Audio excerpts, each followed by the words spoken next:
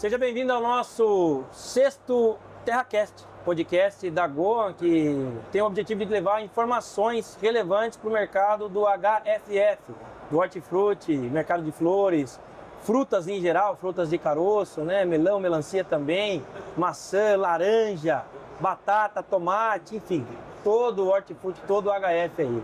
E hoje, aqui comigo, tenho uma grata honra e satisfação de estar recebendo uma pessoa de peso, responsável aí por muita informação que é gerada, né, coletada, mastigada, digerida e que chega de forma muito clara, muito transparente, muito didática para todos que trabalham nessa cadeia, seja o agricultor, seja o produtor, agricultor aí, seja os técnicos, os cooperados, as cooperativas, as revendas e tudo quanto é jeito ligado ao HFF. Eu estou aqui com a professora Margarete do CPE HF Brasil. Muito obrigado por estar aqui com a gente. É uma honra e satisfação recebê-la aqui, né? Eu que agradeço a oportunidade. Muito bom. Eu já a conheço já há algum tempo, né? Mas acabamos afinando mais o relacionamento agora. Sim, aqui na Goa. Só tenho que agradecer toda essa parceria que a Goa tem feito. Saiba que esse investimento da Goa se transforma dentro da universidade em várias bolsas de estudo. São 25 alunos hoje só ligados ao projeto Hortifruti Brasil. E uma parte disso é a Goa que nos ajuda. Então só tenho que agradecer. Bom, e é muito nobre o trabalho de um professor, claro, né? Muito nobre, né? Em lecionar e levar o conhecimento, transferir o conhecimento. Mais nobre ainda é a utilização correta dos recursos para que nós consigamos ter cada vez mais profissionais, mais seres humanos, né?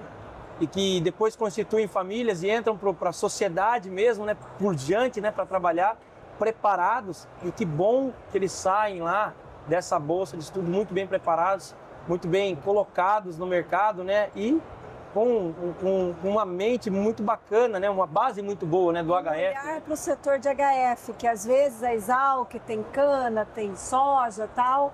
E acho que graças ao projeto Hortifruti Brasil, a gente conseguiu abrir uma porta para os alunos conhecerem o setor de frutas e hortaliças. Uma parceria pública-privada, privada-pública, que funciona muito bem. E tem todo o respeito do mercado pela seriedade, né? Pela imparcialidade, né? Imparcialidade. É um pessoal bastante comprometido. Pessoal comprometido, compromissado e que leva informação muito bacana.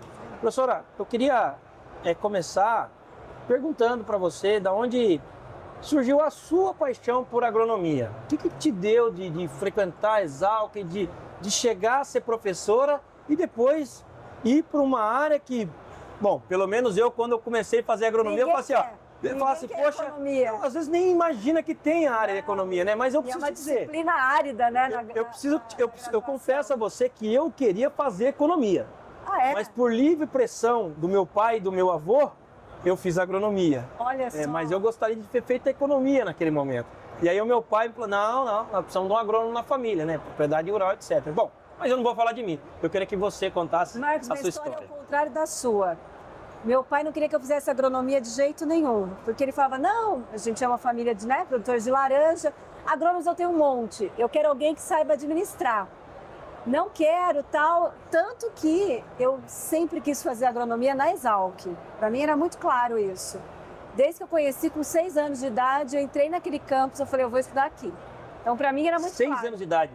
Muito claro que eu ia fazer agronomia na Exalc. Que legal. E ele falou, não, tem um monte de agrônomo, não é serviço para mulher, eu quero que você administre, eu quero que você faça contabilidade, não precisa nem fazer faculdade. Fiz contabilidade. Tudo bem, vamos fazer contabilidade. Agrada o papai e a mamãe primeiro, né? Mas eu passei na Exalc, e aí quando ele viu que eu passei, um monte de agrônomo cumprimentando, passou na Exalc e tal, aí ele falou, não, eu falei, é óbvio que eu vou, né? Aí eu fui, não tinha nenhum contato com a área de economia. Minha área era fisiologia vegetal, fui para a Espanha, estudei com vários professores de lá, sempre gostei de fisiologia, acho que um agrônomo tem que entender da planta, da parte fisiológica. Minha formação é essa. E eu estava me formando no último ano, voltei da Espanha, e aí eu me aproximei com o departamento de economia, porque eu não tinha feito as matérias, tinha que terminar. E eles falaram, já que você fez área de frutas, a gente vai fazer uns cursos de produção aqui e tal. Eu falei, como que é? Fui me inteirando, gostando. E eu, quando me formei, 95 foi a maior crise para um agrônomo. Não tinha emprego para nada. Melhor salário era bolsa do CNPq. Era isso. Foi a maior crise da agricultura, na minha opinião. Aí não tinha muita opção, não queria já de pronto voltar para fazer, não queria me preparar melhor. E aí o Departamento de Economia falou, olha, existe um centro aqui, que nem se chamava CPEA naquela época, era junto com a FEALC, que trabalha com vários e você gosta de fruticultura, e a gente queria criar essa área de fruticultura. Então, através do CPEA que eu fui na área de economia, porque eu não era dessa área. E aí fui fazendo algumas pesquisas, tal, gostei, fiz mestrado, doutorado em economia, tanto gostei que eu não saí, aí fui virar professora, e aí a gente desenvolve o projeto hoje Hortifruti Brasil.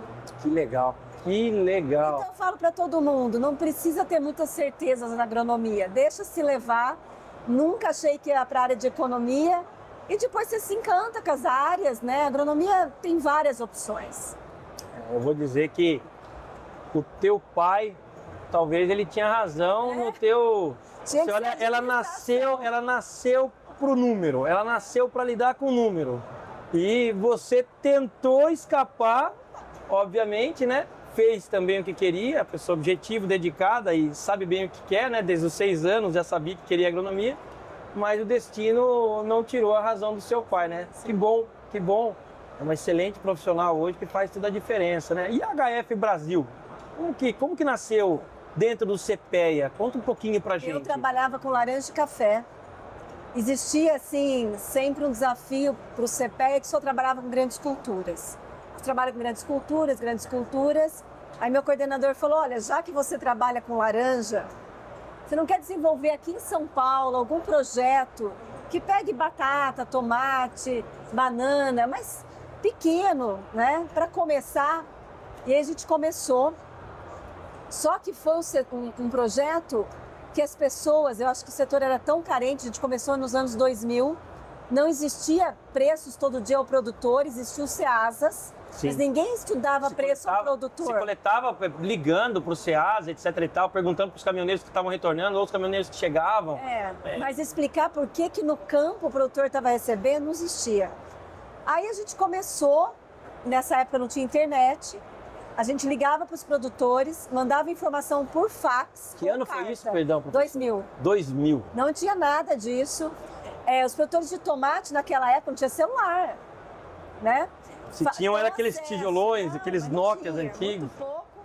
Eles chegavam, pessoal, eu comecei com Itapeva, eles passavam na cidade no almoço, eu ia no banco, avisava às vezes o dono do banco, se o CPEA ligar aqui o preço do tomate é tanto. Começamos assim. Vamos começar, e um foi falando para o outro, se tem em São Paulo tem que ser em Caçador, se tem em Caçador tem que ser em Mogi. Nas praças. E foi assim, e foi os próprios produtores que foi um indicando o outro. E aí hoje em tomate a gente levanta as principais praças de tomate de mesa, e aí batata foi a mesma coisa, começamos em Tapetininga. Tapetininga tem que ter vargem sul de Minas cristalina. Foi com batata, tomate, cebola, banana.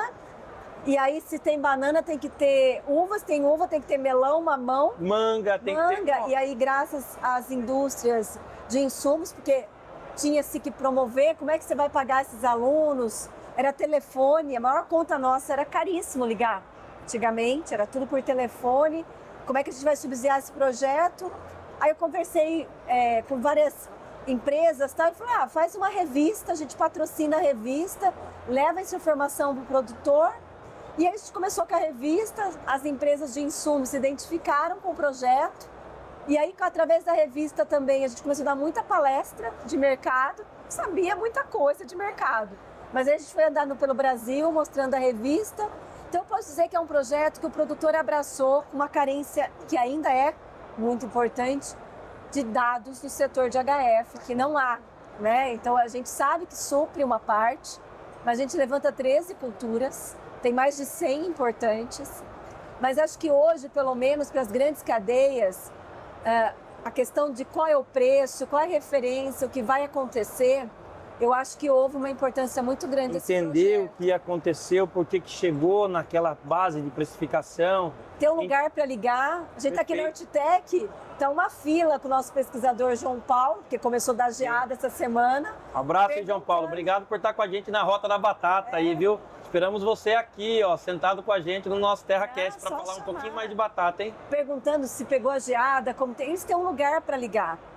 E assim, é um projeto que a gente, como fala com o produtor, então é por WhatsApp hoje, claro, hoje é muito tecnificado, mas a gente mandava fax a noite inteira para chegar a esse preço no outro dia para o produtor.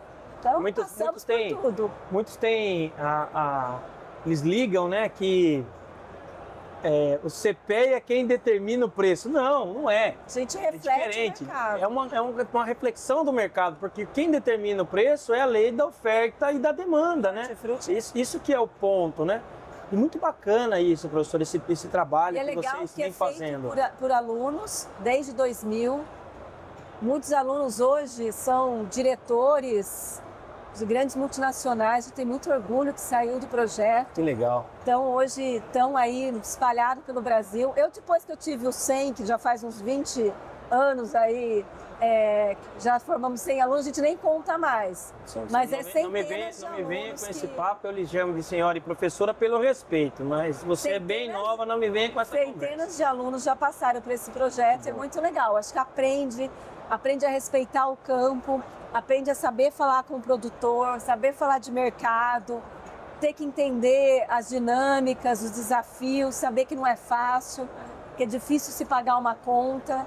Então é muito legal, acho que é uma experiência para o aluno da Exalc, uma vivência aí do dia a dia muito importante. Que legal, que legal. Que orgulho que eu tenho de nós termos isso dentro do nosso país e, de novo, né, uma parceria pública-privada que funciona, que dá certo, que investe em pessoas, que forma cidadãos, forma profissionais, e esses profissionais contribuem significativamente para a sociedade. Isso é legal, contribuem para o agricultor, né? Isso é muito bom, professor. Dá valores. Muito feliz com isso. Bom, já que você falou na geada, falou um pouco de mercado, vamos falar um pouquinho o que é essa geada aí que ocorreu dia 23, 24 de junho, não sei quando vai ao ar.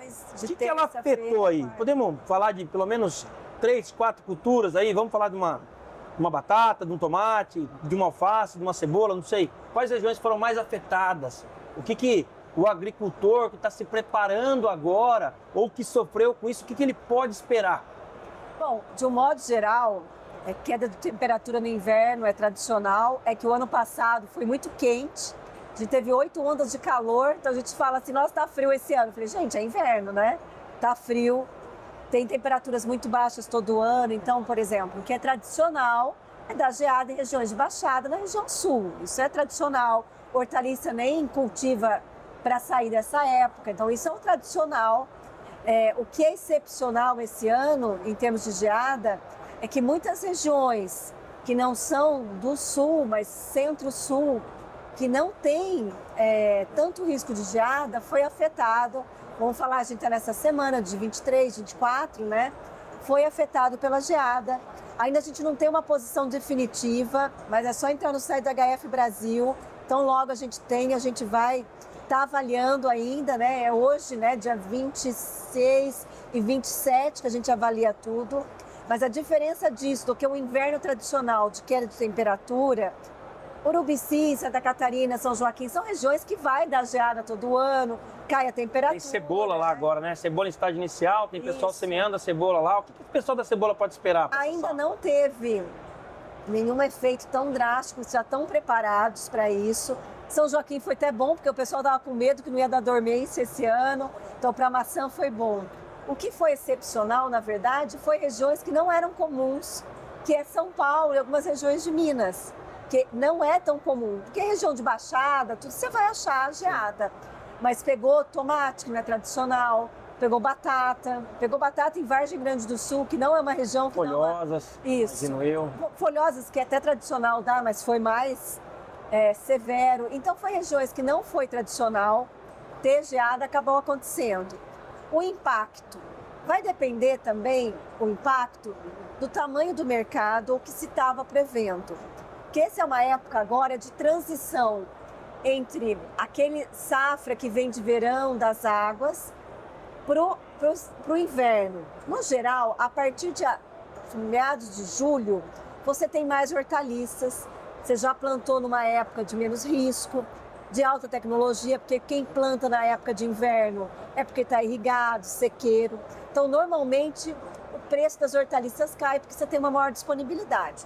Era a projeção de batata, de tomate, cebola, que vem muito difícil cebola esse ano, né? O pessoal até semeou mais cebola, pelo que eu conversei com algumas pessoas de sementes. A expectativa na região de Santa Catarina, ali naquela região da cebola, né? Que era de ser uma área menor ou igual ao do ano passado, igual ou menor.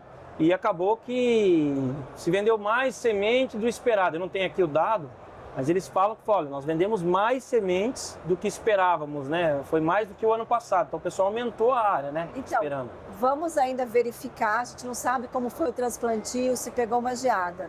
Eu falo que 2025 é um ano de ressaca para o setor de hortaliças. 24 foi muito difícil o segundo semestre, para o setor de batata, para o setor de tomate, para a cebola foi muito difícil. Então essas três culturas, né, a alface vem difícil nos últimos anos, então o produtor estava com a margem muito apertada. Então 24 é um ano de ajuste. No geral a gente prevê áreas igual ou menor que o ano passado. Legal. Então agora vamos ver com a geada se houve uma mudança nessa oferta. A gente não pode prever, alguma coisa sim afetou. Em regiões que a gente achava, como safras de batata, que vinha uma oferta grande agora, a partir de julho, pode ser mais controlada, porque uma área pegou um pouquinho de geada. Perfeito. Então pode ser que a oferta não seja tão grande quanto a gente esperava. Tomate já ia reduzir um pouco a área de inverno, então talvez também não ia ser tão grande a produção. O que a gente está achando que, em função que a área, de um modo geral, ia ser igual ou menor que o ano passado e um pouquinho da geada, que talvez a oferta no segundo semestre não vai ser tão grande como era. Então a gente tem uma oferta mais equilibrada. E você regula, com a demanda. acaba regulando com a demanda. Um cenário melhor para o segundo semestre. Mas perfeito, lembrando acaba sendo sempre mais lucrativo, digamos assim. que a hortaliça no segundo semestre tem mais hortaliça do que no primeiro. Sim. Então, por mais que o preço possa ser melhor, a gente fala melhor em relação ao ano passado. Sim. Sim. Em relação ao ano passado. Legal, legal. Nós tivemos o nosso segundo TerraCast, até acompanhe-nos aí, você que não escutou, não assistiu, não acompanhou o segundo TerraCast com o Marco Antônio da Rural Clima, ele fala muito nessa questão o que a gente pode esperar para esse inverno, para os 3 próximos meses e para as próximas estações aí que vem depois, né? Mas especificamente para esse inverno, ele fala muito o que nós estamos vivendo até hoje, né? Nós tivemos a geada, foi muito frio, bem frio, congelante, e hoje nós já estamos aqui transpirando. Ontem nós estávamos de blusa, camisa manga comprida, casacos, e nós já estamos enfrentando essa amplitude térmica, que é o que ele falou. Você olha, nós vamos ter mais chuvas, né, um inverno mais chuvoso talvez, ou mais regular na visão dele, porque o ano passado é que não foi tão regular. Foi o ano passado, não esse. Exato, e aí você vai ter, nessa transição da chuva, você esquenta o tempo, chove, esfria. Então essa amplitude térmica, pelo menos para a região do centro-oeste, que ele falou que vai ter uma grande intensidade de amplitude térmica, uma média intensidade de amplitude térmica nessa região sudeste aqui, e uma menor intensidade, mas também com uma amplitude térmica moderada, praticamente no Brasil todo, devido às leituras meteorológicas. Obviamente a gente sabe que tudo pode mudar, né? E não está na nossa mão controlar isso. É um ano que se fala, que a gente tem, de típico, né? Não tem nenhuma normalidade à vista. Neutralidade, ele até comenta. Não tem nenhum efeito El Niño, Laninha. Então, na época que é seca agora, vai ser seco. Exato, né? Exato. Você não vai ter nem contar com o efeito benéfico dos Enos, né? Das Laninha e El Niño, nem do maléfico. Exato. Então, onde é época agora seca, vai ser seco, né? Onde é quando tem que ter frio, tem frio. Né? Então, é o normal climática. Agricultor, produtor de HF aí, ó, você que costuma anotar, né? Marcar os teus dados de chuva dos anos melhores de produção, né? De baixas, enfim. Pega aquele ano de neutralidade lá que tem a possibilidade grande dele ser igual àquele ano, né? Sim. E para ele se preparar, né? Isso que é importante. Bacana, Margarete. E nós temos um trabalho aí, uma parceria muito bacana em conjunto. Eu não poderia deixar de comentar e agradecer novamente aí o João Paulo, o pessoal que nos acompanhou. Nós fizemos as rotas aí, rota da uva, rota da batata, rota do tomate. Ainda tem algumas rotas para concluir, né? Estamos treinando cada vez mais as parcerias.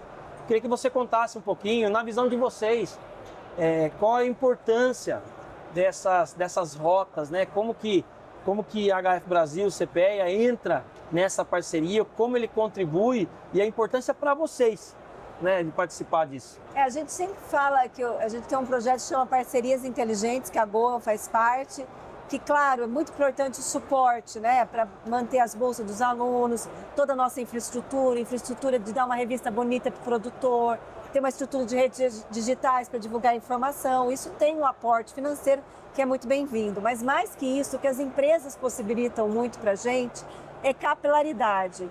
Então, nesse projeto que a gente fez com a Goa, que a gente fala projeto Rotas, a gente conseguiu ver até agora 15 regiões produtoras de batata e tomate. Então, nosso pesquisador vai lá, conversa com o produtor, captura informação, organiza os dados. Então, para nós, é uma oportunidade de estar próximo do produtor, que às vezes sozinho a gente não conseguiria. Conversa com o técnico da Goa, o técnico da Goa às vezes vai traduzir algumas informações que a gente também não teria acesso. Amplia muito a visão do CPEA do que está acontecendo no campo. Então a gente volta muito animado para olhar outras oportunidades, outras informações. A gente dialogou muito com os produtores sobre mão de obra, o que falta. E isso gera para a gente mais pesquisa, mais matérias de capa específica. Então, é uma oportunidade para a gente coletar mais dados e estar mais pesquisando o que é importante para o produtor. Porque, às vezes, se a gente não tiver isso, o pesquisador fica encastelado lá na Exalc e não faz uma pesquisa que é importante para o produtor. É diferente de você fazer uma coleta por telefone, uma coleta por WhatsApp ou por qualquer rede social. E você acaba tendo um contato mais refinado, mais intenso com ele ali. E ele acaba abrindo até coisas que ele não abriria, talvez, por uma conversa telefônica. Realmente ficou muito rico. Isso é legal, isso é legal. Nós estamos muito felizes com essa parceria, a parceria que nós vamos expandir para o ano que vem, com certeza. Você que é produtor de cebola, aguarde aí a rota da cebola. Você, produtor de folhosa, aguarde a rota da folhosa. Cebola, tem muita novidade chegando aí e a HF Brasil, CPE vão estar com a gente. A professora Margarete, toda a sua equipe aí. Pode equipe contar que leva, com a gente. Leva muita informação para o campo e coleta. Muito legal, professora. E eu queria te colocar aqui, né? Te colocar uma pergunta. Quais são os principais desafios para o produtor de HF, na sua visão, né? Aqueles que, muitos deles que já foram mitigados, né? No passado, né? Nós estamos numa cadeia muito antiga, né? Famílias, né? Que vão passando, sucedendo, né? Para dentro das propriedades rurais, né? Sucessões, mas que também existem as sucessões de pequenos agricultores, de médios e tem dos grandes, né? Quais são os desafios que vocês enxergam da atualidade para esses produtores de HF, né? Se você quiser mencionar um exemplo, produtor de folhosas, tomate, alface, fique à vontade. Mas quais são os desafios de maneira geral que você enxerga e como nós estamos caminhando na visão da ciência, na visão da universidade, da geração dos dados, da pesquisa, para mitigar esses desafios? Eu acho que as gerações de hortaliça ensinam a gente, né? E o que ensinaram é que é um setor muito resiliente. Então, essas gerações ensinaram, e não é nós a pesquisa, mas as famílias ensinaram como sobreviver a um setor tão desafiante. Então, assim, que oscila, né, do céu ao inferno, no mesmo ano, o preço, né, tá lá embaixo, sobe, desce. Como é que ele sobrevive a uma oscilação de mercado tão forte como é o setor de HF? Setor que não tem aporte nenhum de segurança, nem de seguro agrícola, nem de crédito agrícola, nada. É realmente essa estrutura familiar que possibilita ele viver isso. Acho que agora o grande desafio dessas novas gerações, eu acho que podemos resumir na palavra inovação. Eu acho que a tradição trouxe eles até aqui, a capacidade de ser resiliente, de resistir também. Só que o setor está muito mais desafiante hoje, porque você tem uma questão hoje que cada vez mais esse produtor está longe do consumidor. Porque o consumidor hoje quer um produto pronto, não quer um produto da roça. Então ele quer uma alface minimamente embalada, uma batata pré-frita congelada, um suco na caixinha. Então isso distancia cada vez mais esse setor produtivo da ponta final. Ele quer isso e com qualidade, né? Com qualidade, com rastreabilidade, né? Com todos os áreas da vida. Então o desafio do produtor é, o setor de HF, ele tem muito a agregar em valor. Só que o valor que se tem hoje é muito pós-porteira. Então, como é que a gente captura isso para alguém que está mais longe? Além disso, é um setor que precisa inovar demais. E ele tem isso, mas se você pensar em cultivo protegido, biológicos, rotação de produtos, rotação de culturas, você tem hoje uma insegurança climática muito grande, isso afeta muito os HFs frescos. Então, muitas regiões hoje, você não pode pensar em não irrigar, você não pode não pensar em plasticultura, você tem que fazer enxertia. Então, essa inovação no campo tem que ser muito forte, para se resistir muito mais. Professora, mas tem espaço para o consumidor pagar isso? Eu me pergunto, porque assim, em uma certa classe alta e média, talvez haja espaço para o consumidor pagar essa praticidade e essa qualidade que ele busca, né? E para a classe que nós estamos falando aí de 60%, 70%, 80%, talvez 80% da população brasileira, há espaço para você agregar valor? Porque... É que a gente pensa em agregar valor àquela uva de Pilar do Sul que custa R$50 o cacho. Mas olha só. Inclusive uma delícia, um abraço pessoal de Pilar do Sul, eu sou São fã, Miguel, minha filha, enquanto Pilar Moscato. Pilar Moscato lá do pessoal. Defendi uma rede social lá, a mulher achou um exagero, eu falei, olha, eu compro a minha filha de lanche, é a melhor uva que tem, é maravilhosa. Agora, se você vê, por exemplo, a batata pré-congelada, é uma agregação de valor. Conveniência hoje é uma agregação de valor. Sim. Se você olhar hoje, a maior seção da batata pré-frita congelada é na classe D e E. Os atacarejos, aqueles sacos de 5 quilos, o movimento air fryer, a penetração hoje é classe média baixa. Então a gente não pode ignorar que é uma classe que quer e está valorizando também, entendeu? Então, não tem como a gente remar contra a corrente, por exemplo, que batata in natura, frente a uma pré-frita congelada via air fryer, entendeu? E esse fator conveniência. Sim. Ela vai agregar mais valor à batata que vai na air fryer. Uber versus táxi aí. E se fizer a conta hoje, para essa pessoa que precisa chegar em casa, chegou tarde, com filhos, ela agrega valor. Perfeito. Então a gente precisa, os enlatados, milho em lata, os atomatados. A gente está falando, claro, tem os produtos muito caros, melão de redinha, tudo, mas a gente tem enlatado, a gente tem os congelados, a gente tem as pré-fritas, o atacarejo hoje que faz esse produto maior ser muito acessível para essa classe. E essa classe quer consumir também. Legal, legal, muito bom. E, professora, eu gostaria de te perguntar sobre o consumo de frutas, verduras e legumes, né? Os FLVs aí, famosos. Você tem algum dado que você possa trazer para a gente que ele aumentou nos últimos 5, 10 anos o consumo? O pessoal, a conscientização por consumir frutas, verduras e legumes, ela está aumentando? Porque nós percebemos assim, há várias tendências no mundo, a diferença do mundo oriental, do mundo ocidental, o jeito que o mundo ocidental está abrindo a cabeça, né, para diversas coisas. Não vou aqui julgar se é certo ou errado, mas que tem um ponto que está batendo bastante, nós vemos isso cada vez mais nas redes sociais, nas mídias, né? O consumo consciente, não o consumo consciente só da rastreabilidade, mas o consumo consciente em você consumir um alimento mais saudável, consumir menos um processado. Isso está se refletindo na visão de vocês? Vamos lá, são várias camadas aí.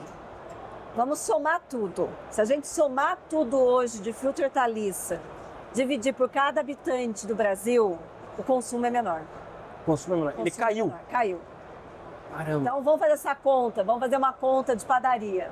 Soma tudo que é hortifruti fresco, estou falando de fresco. A OMS, qual é a recomendação dela mesma? São 500 gramas por dia. Perfeito. Só 30% da população brasileira chega meio próximo a isso hoje. 28, na verdade, e em 2014, 2015 era 40. Nossa. Então, esse consumo regular de frutas e hortaliças frescas caiu. Mas ele caiu porque você teve um aumento da população ou ele caiu realmente porque você... Qual que é o motivo disso? Vamos lá, então são camadas. Se somar tudo, dividir pelo brasileiro, regularmente hoje se consome menos frutas e hortaliças regularmente do que se consumia lá atrás. Por quê?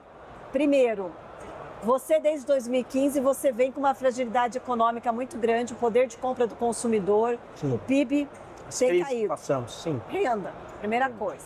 Só isso não explicaria, mas isso é um fator. Então, porque justamente coincide com 2014, 2015, que foi ali melhor segurança ali, né, econômica, a partir daí o Brasil teve sucessivos problemas. Podemos chamar isso de acesso, renda, o acesso dele particular. Esse é um ponto, que eu acho que nem explica tudo e nem chega próximo. Perfeito. Segundo ponto que a gente teve é a questão que a conveniência e o valor hoje está muito forte para o consumo. Ninguém tem tempo mais para descascar uma batata, Cozinhar um feijão, fazer uma salada de tomate, descascar o pepino. Regulares, um café da manhã. Isso se perdeu muito também, né? Está se perdendo demais isso no Brasil, no mundo. Esse movimento de iFood, de comida rápida, comer fora. Então, isso, quando você troca a refeição feita em casa pelo iFood, muitas vezes você está pedindo uma pizza e não está pedindo, que agora é no inverno, uma sopa feita em casa. Então, a pizza pode até ter o tomate lá, mas são 3 tomates. Demora pelo menos uns 20, 25 minutos para você fazer uma sopa bem feita em casa, hein? Então, assim, a janta está perdendo espaço, o almoço até ainda se mantém. Então, você hoje perdeu de fazer a sua salada, de fazer a sua refeição. E está substituindo isso por várias coisas.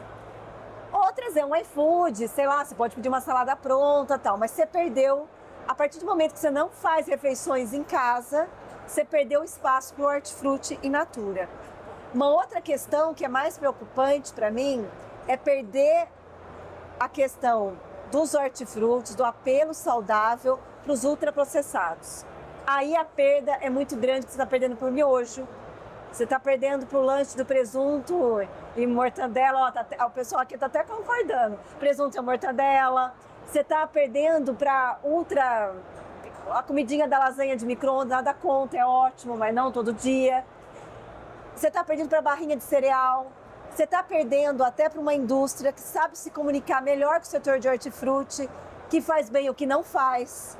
A barrinha proteica, não sei o que lá, ultra saudável, nada é saudável. O saudável é a comida, arroz, feijão, ovo, salada, feita em casa. Inclusive que é considerado, a comida brasileira é considerada uma das mais saudáveis do mundo. A casadinha, arroz, feijão, com verduras, etc. Qual é o problema hoje? Na guerra da comunicação, na guerra dos influencers TikTok, se está se levando um lado saudável, a ginasta que vai lá, toma o seu whey proteína, nada contra, mas só isso, de certa forma, hoje as pílulas, as vitaminas tal, e está se perdendo que comer bem também é bom.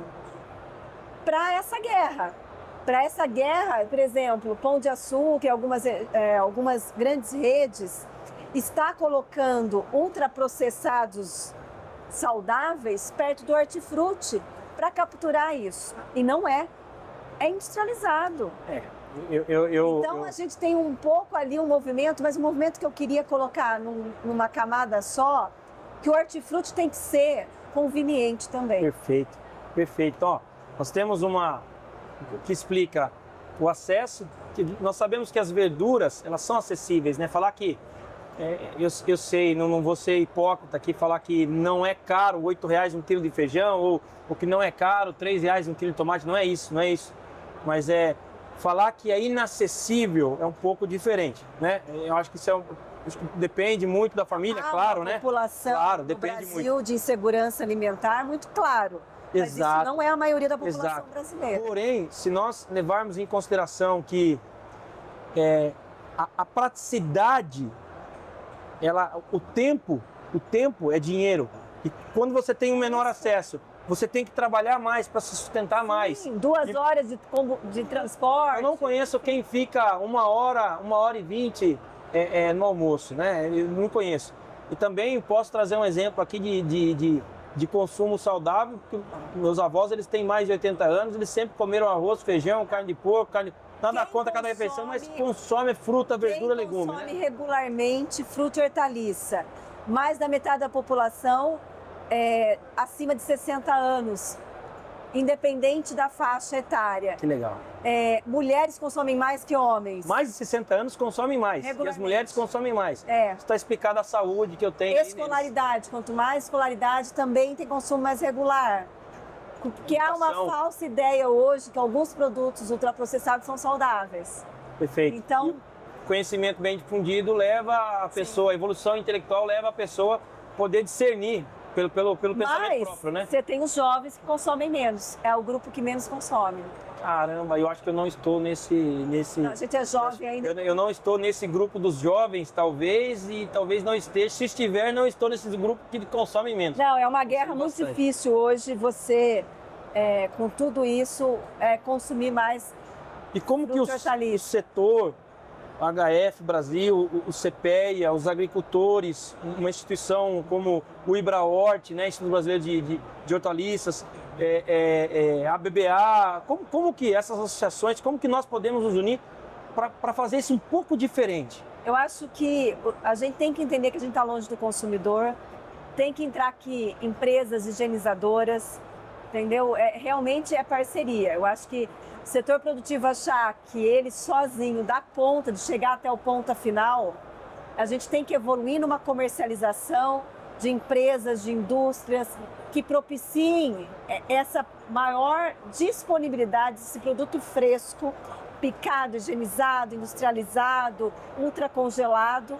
Então o setor tem que chamar hoje essas empresas que vão estar próximas desse consumidor. Você disse que uma empresa de higienização para você poder fazer o acabamento desse produto. Sim. Legal. Indústrias de ultracongelados, hoje uma parte do brócolis, da ervilha vem importado. Sim, trazer para cá, olha a batata que era 100% importada pré-frita e olha o setor hoje. Eu me lembro bem que, como filho de agricultor, meu pai, uma época, ele produzia bastante couve-flor e brócolis ninja, né? E lembro a quantidade de pessoas que tinha para trabalhar para cortar aquilo exatamente naquele padrão, para colocar numa caixa, para enviar para uma empresa que fazia o congelamento daquilo e espalhava aquilo para o Brasil. E aquela empresa, por outros motivos, por má administração, não conseguiu sustentar, acabou com uma cadeia inteira que tinha de produção de couve-flor e brócolis na região ali. Couve-flor e brócolis é cadeia de frio, que é o grande desafio.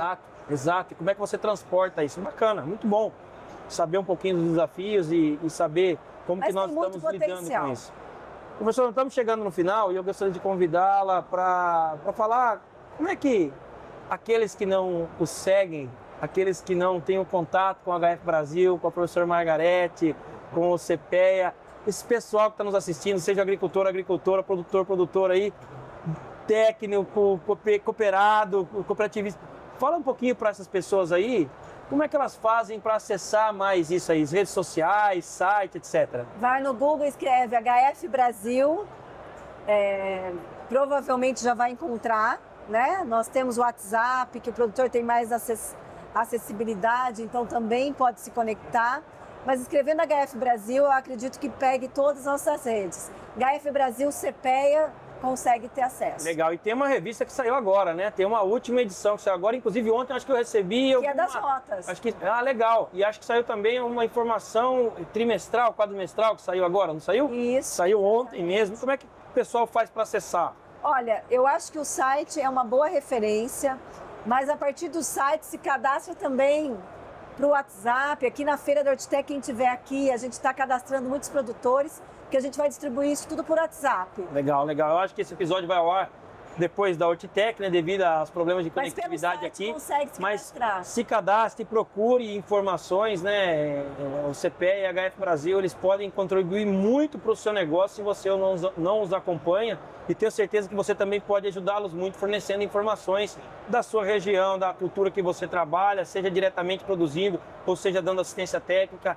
Eu acho que quanto mais compartilharmos informações relevantes que sejam reais sobre aquilo que está acontecendo, nós vamos conseguir ajudar a cadeia como um todo, né? Afinal de contas, você como professora bem sabe, né? Passagem do conhecimento, da informação, se ela é verídica, ela é muito importante e faz bem. Professora Margarete, eu queria mais uma vez agradecê-la por estar aqui. Agradecer a parceria.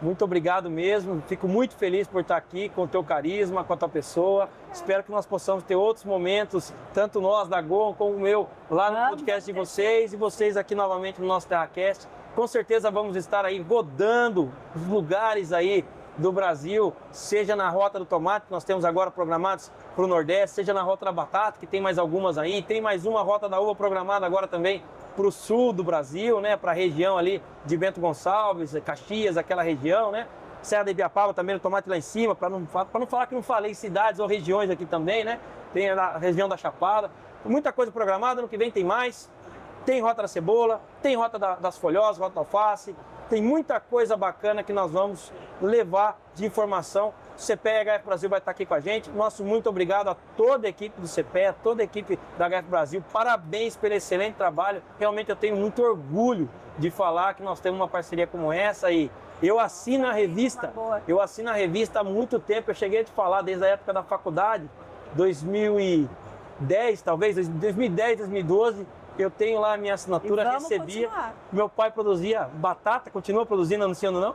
E eu assinava justamente para ele, para ver os custos de produção, etc. Continuamos. Muito obrigado aí. E você que nos acompanhou até aqui, você que não conferiu os nossos episódios anteriores do TerraCast, o episódio 1, onde a gente está com a Mariara, nossa pesquisadora, para falar um pouquinho mais de xantomonas, de bactéria, mancha bacteriana, né? Especificamente para o tomate, o seu manejo. Rural Clima, que esteve aqui com a gente, falando das tendências agora para esse inverno, o que nós podemos esperar, né, para esse inverno, né, do clima em diferentes regiões do Brasil, diferentes culturas, o que o agricultor deve fazer para se planejar, o que ele pode esperar, né, para esse clima. Também tivemos o pessoal do Ibrahort aqui conosco, falando do excelente trabalho que eles estão fazendo frente às instituições, frente às associações, levando as pautas, né, que são pertinentes para serem discutidas tanto nas bancadas públicas, né, nos órgãos federais, estaduais, né, defendendo o agronegócio, defendendo a cadeia de hortifruti, né, isso é muito bom. E também agora aqui com a professora Margarete, nós tivemos a satisfação. Nosso muito obrigado a você, te desejo sucesso aí na sua lavoura e é com pés na terra e mãos na obra que eu me despeço de vocês e até a próxima.